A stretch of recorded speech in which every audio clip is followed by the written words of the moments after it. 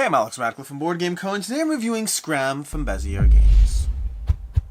Scram is a 3 to 6 player card game in which players are trying to run away from their campsite as it gets overtaken by animals and make sure to leave as little mess as possible.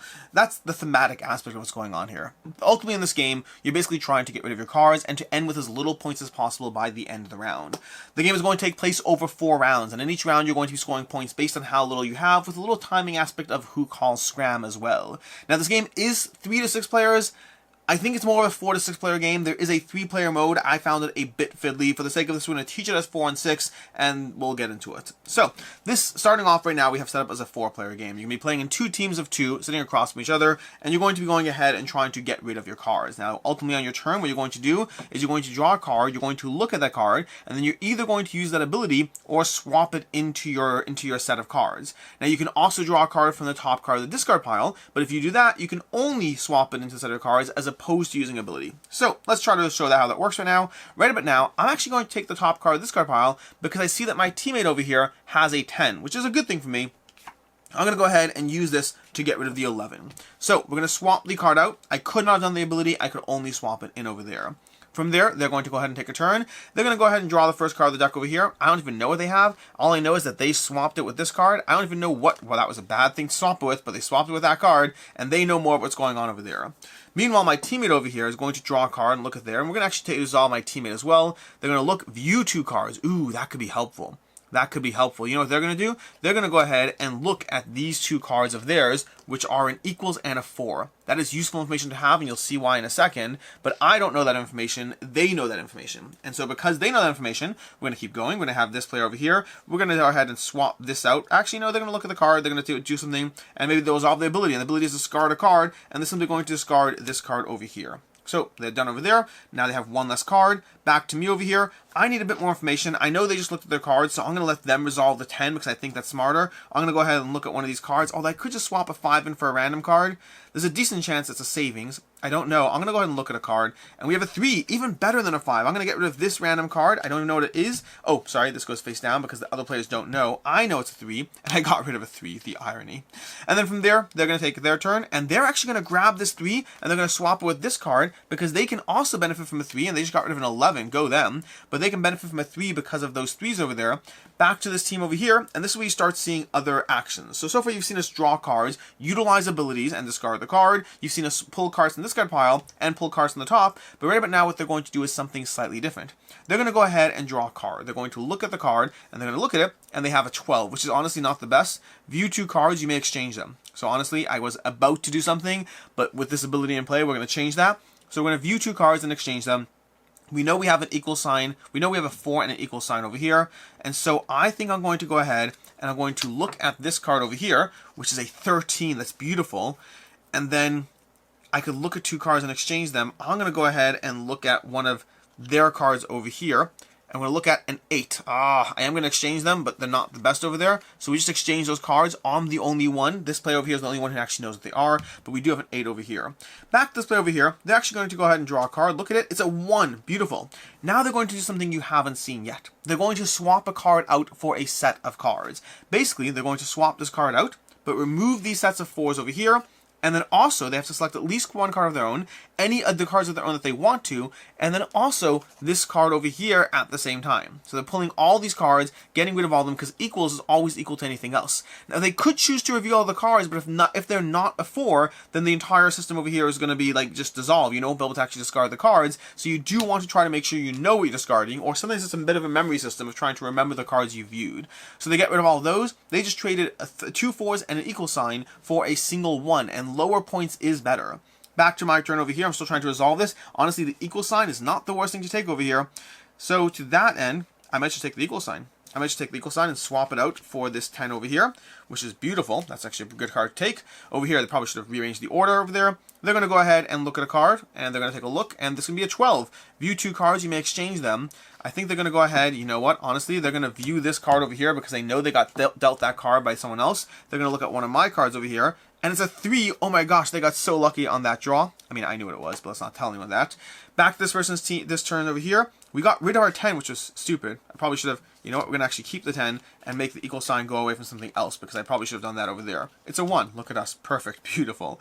This player over here is going to go ahead and resolve the 10. Now, they remember that this over here is the equal sign, so they're going to get rid of the equal sign, the 10, the equal sign, and the 10. They're going to get rid of all of those and take that 1, which technically is from like a turn ago, so I'm cheating a little bit over here, but I'm just trying to teach you the game. Over here, this player is going to go ahead and resolve. Now, they have to figure out what they want to do over here. They know there's 2 3s over there. They could take the 10. It's not worth it. They're going to look at this. View 2 cards. You may exchange them. Ooh, that's not bad. We're going to view this card and this card. A 9 and a 1. Beautiful. We're definitely going to exchange those. You know what? Honestly, I was just going to show you how to play the game, but at this point, I'm just going to play it out. Yes, I'm playing both hands. It's still somewhat fun. Back to this team over here. So we know that we exchanged a card over here. We don't know exactly what was exchanged. We just know this was exchanged. These was for that. We don't know iron, which is why I'm cheating at this point. I'm going to look at a card.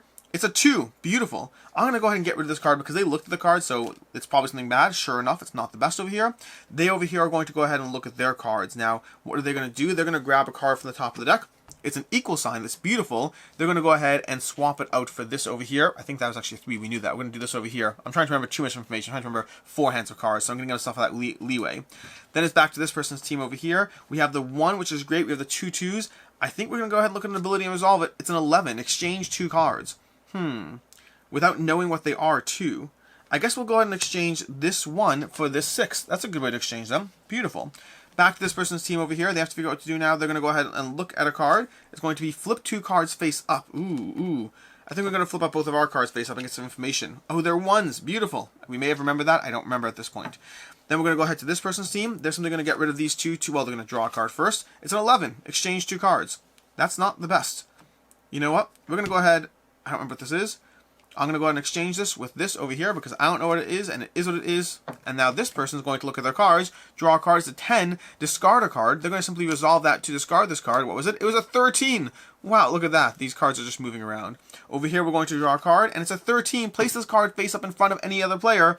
They are going to go ahead and place it face up in front of this player over here.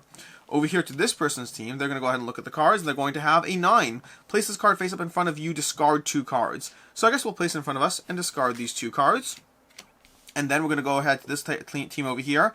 They are still trying to get rid of their cards, so we're going to go ahead and take a look. And we have a 2. That's beautiful. We're going to swap this out for that. What was it? It was an equal sign. I forgot about that. But it is what it is. And then from there to this team, we know we have 3 threes, so we're actually going to take the equal sign, and we're going to exchange it for these 3 over here. We now have an equal sign instead of nothing else, which is going to be very impactful in a second. This player over here is going to take a look. We have 2 1s, we have a 3. I don't think there's a ton we can do. We're going to look at the card. It's an 8. Flip 2 cards face up. Let's go ahead and flip our cards face up so we have full transparency. Probably should have done some other stuff. Over here, this player is going to go. They're going to look at the card. It's a 5. We can view a card that's not helpful. Unfortunately, taking the 5 is going to be higher. You know what? We're going to take the 5 and exchange it for a 9. That's at least better. Over here, we're going to take a look at the card. It's a 4. We'll exchange the 4 for our 3 cards. And this is where it gets a little tense over here, because right about now, because this player is down to 1 card, as soon as you're down to 2 or fewer cards, you can call Scram. Now, here's what happens when you call Scram. That player over there is about to call Scram. All the other players will get 1 more turn. He will not, or she will not. And then from there, if the team that calls Scram has the fewest point, then their score is 0. If the team that calls Scram does not have the fewest points, then their score is equal to the counter of their cards plus 10. Meanwhile, the team that does not call Scram, their points are simply equal to whatever their cards are, and points are bad. You want as little points as possible. So right about now, they call Scram. They call Scram. It's this person's team over here. They have to try to figure out what to do. They have a few options. They can play it safe and simply take this 2 over here. We're so going to lose. We're so going to lose.